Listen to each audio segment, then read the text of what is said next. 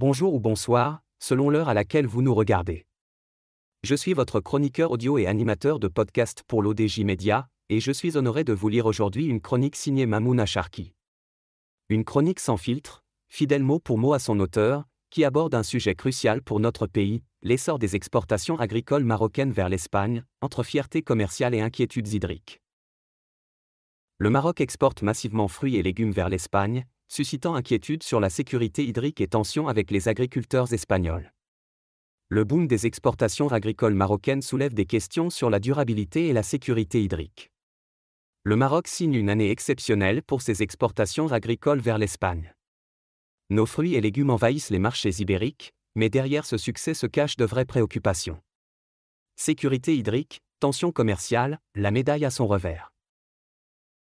L'auteur ajoute qu'en 2024, les exportations marocaines de fruits et légumes vers l'Espagne ont explosé. Tomates, courgettes, oranges, tout part comme des petits pains. Ce dynamisme, porté par la compétitivité de nos agriculteurs et les besoins du marché européen, fait la fierté du secteur.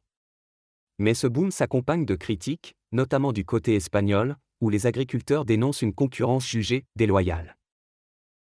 L'auteur affirme que ce succès à l'export met en lumière la force de notre agriculture, mais il pose aussi la question de la durabilité.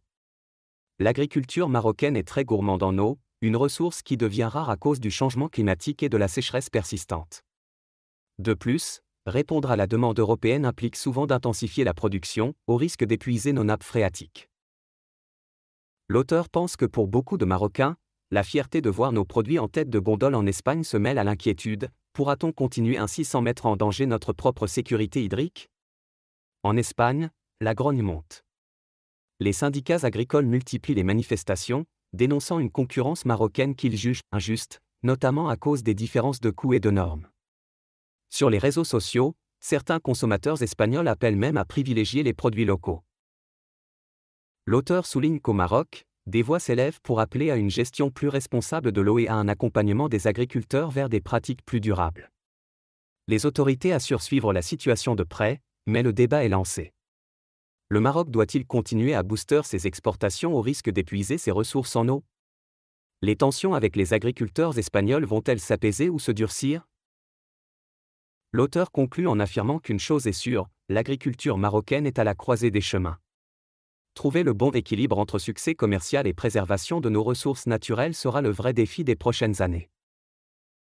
Merci à toutes et à tous d'avoir écouté cette chronique que j'ai pris soin de vous lire dans le respect total des mots et des idées de son auteur, Mamouna Charki.